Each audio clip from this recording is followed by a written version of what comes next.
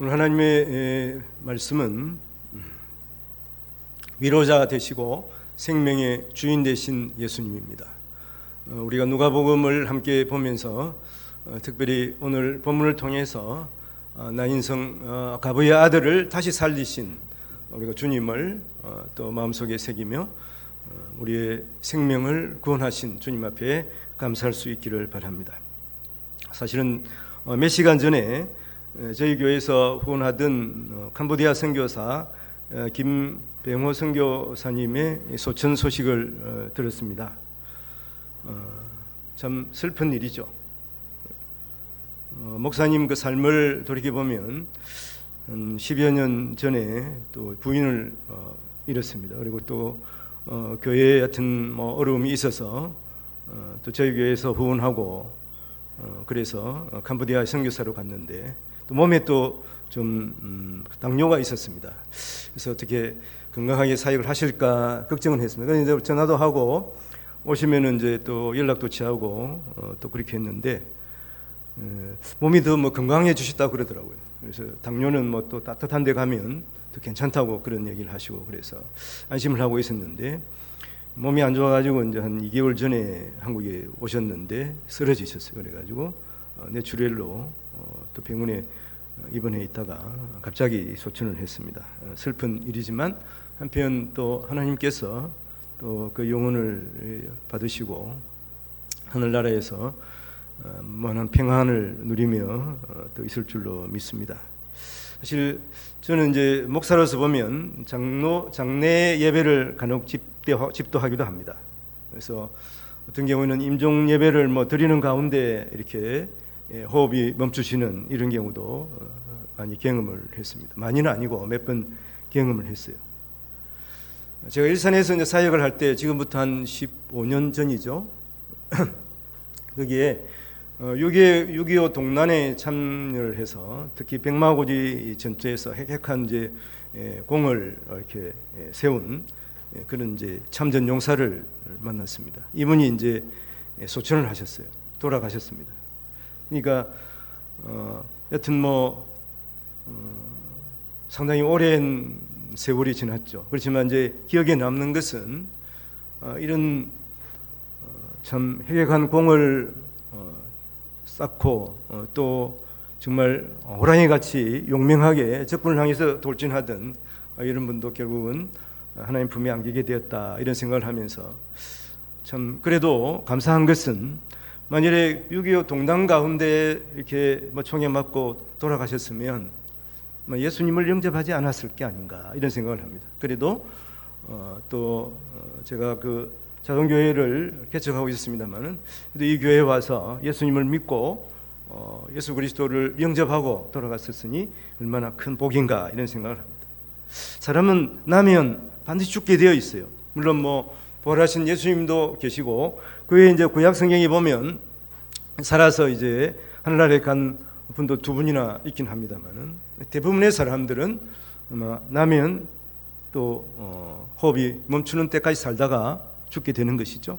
우리가 죽기 전에 예수님이 다시 이제 재림하시면 우리가 죽지 않게 되겠습니다만은 호흡이 멈추지 않게 되겠습니다. 대부분의 경우에는 이렇게 나면 다 죽게 되어 있습니다. 그래서 어떤 사람들은 또 천수를 나름대로 누리다가 이렇게 또 평안하게 이렇게 돌아가시는 분도 있고 또 어떤 분은 참 연세가 얼마 되지 않았는데도 갑자기 이렇게 소천하는 경우도 있습니다. 그때는 참 안타까운 일이죠. 그렇지만 가장 중요한 것은 무엇입니까? 살았을 때 예수님을 만나고 예수님을 믿고 하나님의 백성이 되는 것. 이것이 우리에게 있어서 가장 중요한 일이고 또 가장 큰 복이 되는 것입니다. 사실 오늘 이 본문 보면 한 청년의 장례 행렬입니다. 나인성 가부의 아들이라고 기록되어 있지 않습니까? 나인성은 예수님께서 이제 생활하셨던 나사렛 동네에 한 10km 북동쪽 떨어진 그러한 곳에 있습니다. 여러분 이 자기의 그 아들의 장례를 치르면서 그 상례를 따라가는 이 여인의 모습 한번 생각해 보십시오. 얼마나 슬프겠습니까? 처절한 모습일 거예요. 그러한 모습으로 이 자기의 아들의 그 장례 행렬을 아마 따라가고 있을 것입니다. 이 여인도 참 멋있는 남자와 결혼을 했을 거예요, 나름대로. 그리고 또 그 가정에 사랑하는 아들이 태어났습니다. 남편과의 장밋빛 꿈을 꾸면서 그리고 행복에 기여했을 수도 있습니다. 그러나 하여튼 가부라고 분명히 명시되어 있기 때문에 먼저 사랑하는 남편이 먼저 떠났을 거예요. 죽었을 것입니다. 그리고 당시에는 지금도 사실은 너무나 안타까운 일이지만 그 당시에 가부로 살아간다 하는 것은 바로 가난과 싸워야 되는 거예요. 여자들은 사실은 그 당시에는 남자의 소유에 불과했기 때문에 그렇습니다. 그리고 그래도 유일하게 남은 아들을 보면서 소망을 잃지 않고 아마 살아갔을 것이라 이렇게 생각이 됩니다. 그런데 이제 그 아들마저 죽었어요. 예수님께서 청년아 일어나라 이렇게 말씀하신 거 보면 그 아들도 상당히 장성한 그러한 모습으로 볼 수가 있습니다. 그러나 여러분 그 아들도 죽었습니다. 이제는 아무런 소망이 없는 거예요. 죽지 못해 사는 그런 일생일 수도 있습니다. 그래도 이 나인성의 주위의 사람들은 이 여인을 위로하기 위해서 또 찾았을 거고 그리고 또 장례를 치러 주었을 것입니다. 겉으로는 이 여인을 위로하지만 속으로는 아마 이렇게 생각할 수도 있습니다. 참 기구한 여인이다. 전생에 무슨 죄를 지었길래 저렇게 참 비참하게 살아갈 수밖에 없을까? 저런 고통과 슬픔을 당할 수밖에 없을까? 이런 생각을 했을 것입니다. 당시에 장례행들을 보면 행렬을 보면 사실은 이제 여인들이 앞에서 이제 곡을 하면서 가고 그 다음에 이제 상녀가 갑니다. 그 뒤에 이제 피리를 불면서 사람들이 따라가는 이러한 모습이에요. 그리고 오늘 또 본문에서 보면 예수님께서는 이제 가버나움에서 백부장의 하인의 그 병을 고치시고 이제 나인성으로 들어가고 있는 상황이에요. 오늘 말씀 누가복음 7장 11절 12절 보면 이런 말씀이 있습니다. 그 후에 예수께서 나인이라는 성으로 가실새 제자와 많은 무리가 동행하더니 성문에 가까이 이르실 때에 사람들이 한 죽은 자를 메고 나오니 이는 한 어머니의 독자여 또 그의 어머니는 과부라. 그 성에 많은 사람이 그와 함께 나오고는 그렇게 돼 있죠.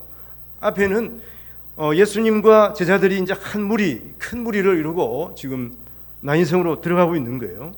특별히 보면 많은 무리라고 돼 있죠. 그리고 12절에 보면 또 어떻게 돼 있습니까? 많은 사람도 그와 함께 나오니 지금 이제 예수님과 함께 성으로 들어가는 무리들하고 또 장례를 치르기 위해서 상류를 메고 밖으로 나오는 성을 나오는 이 무리와 부딪히는 이러한 모습을 볼 수 있습니다.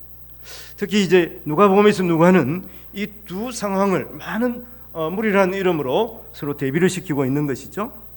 생명의 주요 회복케 하시는 그 예수님과 그 죽음으로 말미암은 그 슬픔과 소망이 없는 그런 모습으로 울면서 나오는 이 두 모습을 특별히 대비시키고 있는 거예요.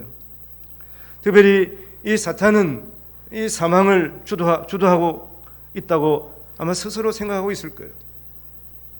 그 사탄은 이렇게 이 죽음의 행렬들과 함께 나오면서 마주오는 이 부활의 예수 그리스도 생명의 근원인 예수 그리스도에게 지금 도전하는 이러한 행국으로 보여지고 있습니다.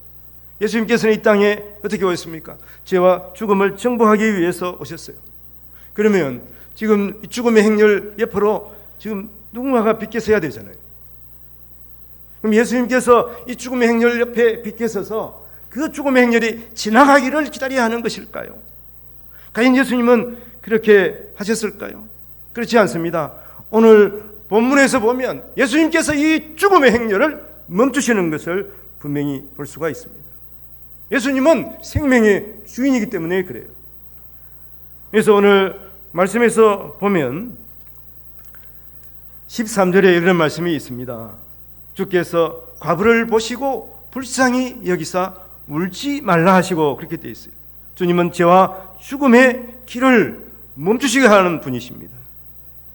우리도 삶을 살면서 여러분 각자의 그 상황에서 또 고통을 당하기도 하고 또 슬픔이 있습니다. 그럼 그때 누가 위로해 줍니까? 그때 물론 주위에 사랑하는 사람들, 가까운 친지들이 우리를 위로합니다만은 이 슬픔이 극하게 되면 여러분 그러한 위로가 소용이 없어요. 그냥 빈말일 뿐이에요. 차라리 가만히 있으면 좋겠는데 일부러 막 이렇게 위로한다고 하는 게 되레 그냥 위로가 안 되고 더 슬픔을 가중하는 것을 볼 수가 있습니다. 특별히 한참 지금 슬퍼서 울고 있는데 울지 말라 그러면은 어떻게 짜증이 날 수도 있지 않겠습니까? 지금 막 울고 싶은데. 근데 오늘 본문에서 보면 예수님께서 말씀하시는 거예요. 울지 말라고 하시는 거예요. 주님은 이 여인을 위로하고 있는 것입니다. 주님의 말은 빈말이 아니에요. 주님은 생명의 주로 이 땅에 오셨습니다. 주님은 능히 우리를 살리시고 고치시는 분이에요. 주님께서 그 여인을 만났습니다. 그 여인을 본 것이죠. 그리고 불쌍히 여기신 것입니다. 사실은 요한복음 11장 33절에 보면 예수께서 그가 우는 것과 또 함께 온 유대인들이 우는 것을 보시고 심령이 비통히 여기고 불쌍히 여기사 이렇게 되어 있습니다. 이 말씀이 이 요한복음 11장은 죽은 나사로를 살리신 그 예수님의 기적이 일어난 곳이기도 합니다. 베다니 마을이죠. 예수님께서 나사로의 죽음으로 말미암아서 우는 그 사람들을 보시고 예수님께서 비통히 여기셨다 이렇게 말하는 것이죠. 그래서 요한복음 11장 17절에 보면 예수께서 와서 보시니 나사로가 무덤에 있는지 이미 나으리라 하는 거예요. 예수님께서 보셨어요. 그 사망의 행렬 뿐만 아니라 또 예수님께서 그 죽은 자 나사로 이미 나으리 된 그 상황을 보셨으면 어떻게 하겠습니까? 예수님께서 보시기 때문에 불쌍히 여기시고 그를 살려내실 수가 있는 것입니다. 오늘 예수님께서 그 장례 행렬 가운데 그 장례 행렬을 멈추시고 울지 말라 이렇게 말씀하신 것은 빈말이 아니에요. 예수님은 능히 죽은 자를 살리시는 하나님이시기 때문에 울지 말라 이렇게 하면 진정한 위로가 되는 것이고 그 모든 문제가 해결되게 되는 것입니다. 예수님은 죽은 자도 살리시는 하나님이시기 때문에 그렇습니다. 그래서 오늘 14절에 보면 이런 말씀이 있습니다. 가까이 가서 그 관에 손을 대시니 그 관은 이제 그 죽은 그 아들의 관이에요. 맨 자들이 서는지라 예수께서 이르시되 청년아 내가 네게 말하노니 일어나라 하시매 일어나라. 생명의 주관자 되시는 예수님께서 말씀하시니까 명령하시니까 죽은 자가 일어나는 것을 볼 수가 있어요. 순종하는 거예요. 그래서 15절에 보면 죽었던 자가 일어나 앉고 말도 하거늘 예수께서 그를 어머니에게 주시니 이 말씀은 이 청년이 확실하게 살아난 것을 분명하게 말씀하는 거예요. 그리고 다시 그 어머니에게 돌려주신 것입니다. 이것을 보고 많은 사람들이 놀랍게 여기고 또 두려워했습니다. 16절에 보면 모든 사람이 두려워하며 하나님께 영광을 돌려 이르되 큰 선지자가 우리 가운데 일어나셨다 하고 또 하나님께서 자기 백성을 돌보셨다 하더라. 그러면 이 사건은 놀랍게도 많은 사람들이 모인 가운데 그리고 그 대로에서 일어난 사건이에요. 큰 선지자라 하는 것은 구약 성경에 보면 선지자 중에 선지자라고 하는 엘리야 선지자와 엘리사가 죽은 자를 고치시는 내용을 볼 수가 있습니다. 그때는 보면 그 죽은 자의 여튼 그 위에 엎드려서 간절히 기도하는 엘리야를 볼 수가 있습니다. 근데 오늘 말씀에서 보면 예수님께서는 명령하시는 거예요. 죽은 자야 이 청년아 일어나라. 예수님께서 명령하시니까 복종하게 되어 있는 것이죠. 그래서 이 사람들이 큰 선지자라고 생각했던 엘리사나 엘리야보다 훨씬 더 큰 선지자이기 때문에 큰 선지자가 일어났구나 이렇게 말하고 있는 것입니다. 그리고 자기 백성을 돌보셨다 이렇게 그들이 고백하는 것입니다. 사실은 오늘날 우리도 이 사실을 보고 들으며 하나님께 영광을 돌려야 하는 것입니다. 그리고 이 소식을 많은 사람들에게 전해야 할 책임이 우리에게 있습니다. 왜 그렇습니까? 예수 그리스도는 만왕의 왕이에요. 생명의 주입니다. 생명의 구원이 되십니다. 이 사실을 우리가 세상에 선포해야 하는 거예요. 그래서 오늘 17절 말씀에 보면 예수께 대한 이 소문이 온 유대와 사방에 두루 퍼지니라 되어 있습니다. 예수님께서 나사로를 고치시고 나사로를 다시 일으키시고 하시는 말씀이 요한복음 11장 25절 26절에 있는데, 예수께서 이르시되 나는 부활이요 생명이니 나를 믿는 자는 죽어도 살겠고 무릇 살아서 나를 믿는 자는 영원히 죽지 아니하리니 이것을 네가 믿느냐. 예수님께서 부활이요 생명이신 것을 선포하시는 것이죠. 주님을 믿고 따르는 자에게는 죽음이 없습니다. 물론 우리에게 육신의 죽음은 있어요. 육신의 호흡이 멈출 수는 있습니다. 그러나 우리의 육신의 죽음은 영원한 생명으로 인도하는 한 그러한 관문일 뿐이에요. 과정일 뿐이에요. 그러므로 우리에게 있어서, 예수 믿는 우리에게 있어서 결국 죽음이 우리를 지배할 수가 없는 것입니다.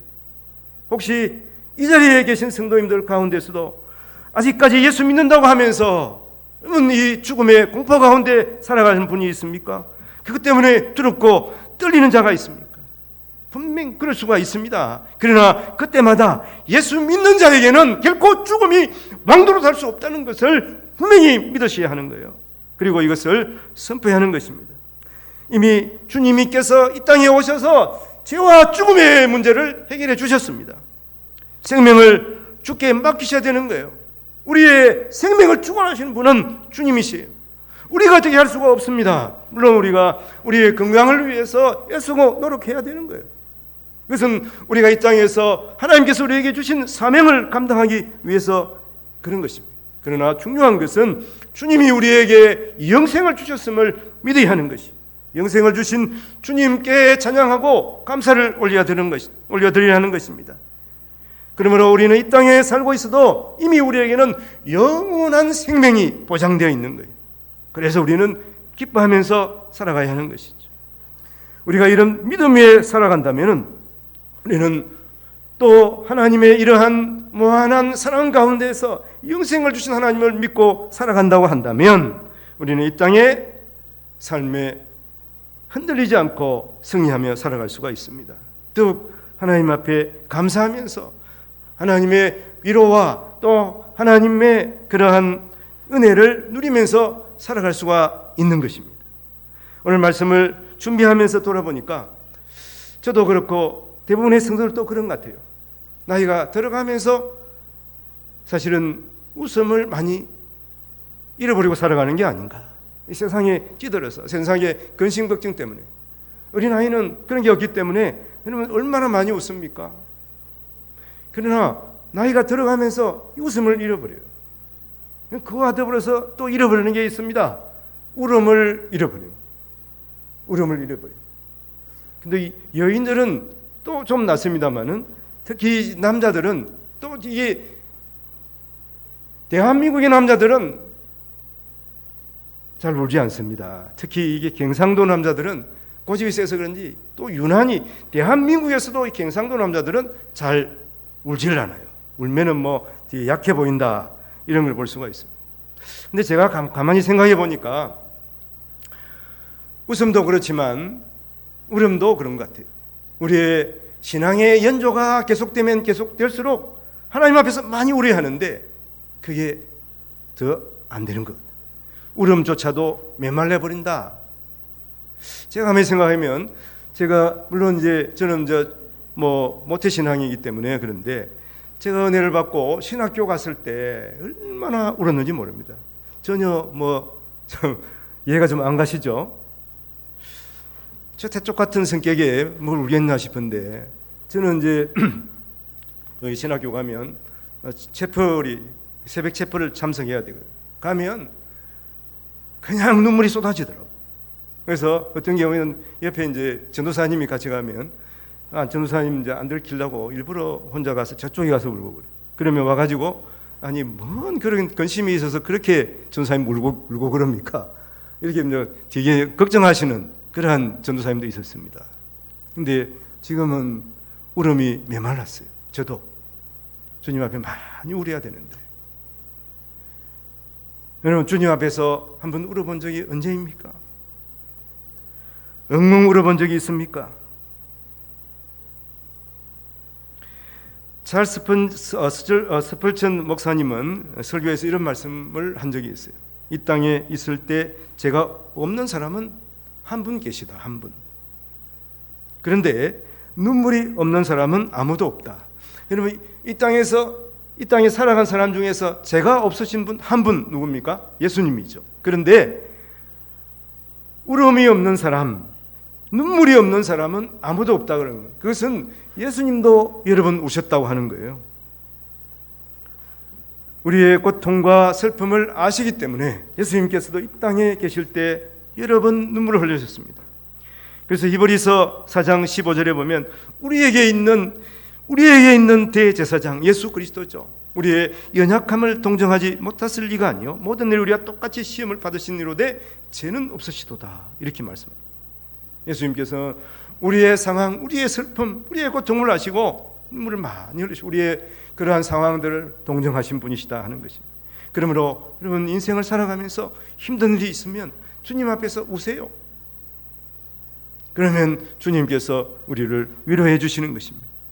마태복음 26장 75절에 보면 이런 말씀이 있습니다. 이에 베드로가 예수의 말씀에 닭 울기 전에 네가 3번 나를 부인하리라 하심이 생각나며 밖에 나가가지고 심히 통곡하니라. 이 사람이 베드로잖아요. 베드로도 성질이 보통이 아니거든. 그런데 예수님께서 너 나를 죽기까지 따른다고? 아니야, 넌 닭울음이 2번 울기 전에 3번 나를 부인할 거야. 그랬어. 그러니까 베드로가 그랬거든. 그러니까 주님의 말씀이 생각나서 밖에 나가서 심히 통곡했어요. 엉엉 울었습니다. 근데 이것보다도 어떤지 모르지만 잘못 범한 가룟 유다는 울었다는 말이 없어요. 그래서 제가 가만히 생각하니까 찰스 스펄전 그 목사님, 죄 없던 분 한 분 있는데 눈물 없는 사람은 없다 그랬는데 눈물 없는 사람이 한 사람 있다 그러면 누굴까 생각해 봤더니 가룟 유다로. 가룟 유다는 예수님을 은삼시에 팔았잖아요. 그래 놓고서 자기의 잘못은 알았어. 그런데 회개의 눈물이 없었어요. 회개의 눈물은 없었어. 그래서 결국은 악결담에서 죽고 만 것을 우리가 기억하고 있지 않습니까? 주님 앞에서 우는 자가 복된 자라고 하는 거예요. 가장 위대한 용장이라고 하는 다윗도 주님 앞에서 많이 울었습니다. 그래서 시편 56장 8절에 보면 나의 유리함을 주께서 계수하셨사오니 나의 눈물을 주의 병에 담으소서. 이것이 주의 책에 기록되지 아니하였나이까. 나의 눈물을 주의 병에 담으소서. 이번은 내 눈물이 참 병에 가득 찰 정도가 됩니다. 내 눈물을 기억해 주시옵소서, 이 말씀이잖아요. 주님께서 다 기억하고 계신다는 거예요. 내 눈물 한 방울까지 다 기억하고 계신다 하는 것을 고백하는 것이죠. 우리의 눈물의 기도는 결코 헛되지 않습니다. 하나님께서 기억하시고 반드시 응답해 주시는 것이죠. 여러분 우리가 성경에서 보면 특별히 눈물의 선지자 예레미야 선지자라고 그러잖아요. 예레미야 31장에 보면 내 울음소리와 내 눈물을 멈추어라. 너의 장래에 소망이 있을 것이라. 우리가 눈물로 기도할 때, 하나님 앞에 나와서 진심을 토로하면서 기도할 때 장래에 소망이 있다고 말씀하는 것이죠. 그리고 느헤미야 선지자는 이 8장에서 그와 함께 사역했던 에스라와 함께 기도했던 것을 볼 수가 있습니다. 느헤미야 8장 9절에 보면 백성이 율법의 말씀을 듣고 다 우는지라. 다 회개하며 하나님 앞에 눈물을 흘릴 때 여러분 그 가운데 성령의 역사가 일어난 것을 우리는 성경에서 볼 수가 있습니다. 히브리서에 보면 예수님께서도 많이 우셨다고 기록이 되어 있습니다. 히브리서 5장 7절에 보면 그는 육체에 계실 때에 자기의 죽음에서 능히 구원하실 이에게 심한 통곡과 눈물로 간구와 소원을 올렸고 그의 견고함으로 말미암아 들으심을 얻었느니라. 주님이 이렇게 기도했어요. 주님이 이렇게 눈물을 흘리셨습니다. 오늘 우리가 말씀에서 보면 많은 사람이, 특별히 우리의 믿음의 선진들이 하나님 앞에서 우시는 것을 볼 수가 있습니다. 우리 주님도 우셨어요. 사도 바울도 우셨습니다. 다윗도 울었습니다. 그러므로 우리도 주님 앞에서 우려하는 것이죠. 이것은 진심을 토로하면서 기도하는 것을 말합니다. 그러므로 눈물이 마르면, 기도가 마르면, 기도가 없으면 은혜도 마를 수밖에 없는 것입니다. 하나님 앞에 나와서 여러분 우리의 진심을 토로하면서 기도하시기를 원합니다. 그때 하나님의 놀라운 은혜가 우리에게 임하게 되는 것입니다. 죽을 병에서 살려달라고 심히 통곡하며 기도한 히스기야를 볼 수가 있지 않습니까? 하나님께서 응답하셨어요. 오늘 내가 네 기도를 들었고 내 눈물을 보았노라. 그래서 내가 너를 낫게 하리라. 그는 분명히 선지자를 통해, 이사야 선지자를 통해서 왕이여 이제는 당신이 죽을 수밖에 없습니다, 그 소리를 들었어요. 그러나 히스기야는 주의 전에 와서 벽을 향하여 통곡하면서 울었습니다. 하나님께서 그를 불쌍히 보시고 그에게 15년의 생명을 대주신 거예요. 오늘도 우리가 기도함으로 말미암아서 하나님께서 우리에게 주시는 위로의 음성, 내가 내 기도를 들었다, 내가 내 눈물을 보았다, 이런 주님의 음성을 우리가 듣기를 원합니다. 암치료 전문의인 이병옥 박사는 여러 암 환자를 치료하면서 확인한 것은 우는 사람이 살더라 하는 거예요. 우는 사람이 치유를 받더라 하는 것입니다. 우리가 당연히 웃으면서 살아야 되는 거예요. 웃으면서 살면 오는 병도 떠나가는 거예요. 그렇지만 혹 우리가 아프고 힘들 때가 있잖아요. 그때는 어떻게 해야 됩니까? 그때는 물론 치료를 받아야 되겠지만 그때는 하나님 앞에서 우려하는 거예요. 사실은 의학적으로 보면 많이 울면은 이 자기의 그런 우울증이나 여러 가지 악한 기운들이 다 사라진다고 분명히 말씀하고 있습니다. 한 영혼의 구원을 위해서 흘리는 눈물은 반드시 그 영혼이 주님께 돌아오는 구원의 열매를 맺게 하는 거예요. 우리 자신들을 위해서도 우려해야 되겠지만 우리 성도들을 위해서 우려해야 되는 거예요. 내 사랑하는 가족을 위해서 우리가 주님 앞에 나와 눈물로 기도해야 하는 것입니다. 십자가 지고 가시는 예수님의 뒤를 가슴을 치며 슬피 울며 따라가는 그 여인들에게 주님께서 말씀하셨어요. 예루살렘의 딸들아, 나를 위해서 울지 말고 너희와 너의 자녀를 위해서 울라. 주님께서 주님을 위해서 우는 사람들이 하는 말이에요. 우리 자신들을 위해서 울어야 되겠지만 여러분, 사랑하는 자녀들을 위해서 우리는 눈물을 흘려야 되는 거예요. 내 친지들을 위해서, 그 구원을 위해서 우리가 눈물을 흘릴 때 하나님께서는 우리의 기도를, 우리의 눈물을 외면하지 않으시고 반드시 응답하여 주시는 것입니다. 모든 고통을 하시고 위로하시고 특별히 부활의 주님께서는 죽은 자도 살리시는 주님이시기 때문에 우리의 모든 문제를 해결하실 수가 있는 것입니다. 그러나 사실은 우리의 짧은 소견으로는 우리가 그것을 다 이해할 수는 없습니다. 결론적으로 말씀을 드리면 죽은 아들의 상처를 붙잡고 통곡하는 여인에게 주님께서 다가오셨어요.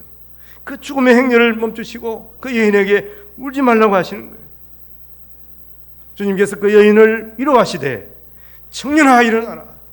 죽은 자를 일으키시는 부활의 능력으로 주님께서 그 여인의 진정한 위로를 주시는 것입니다.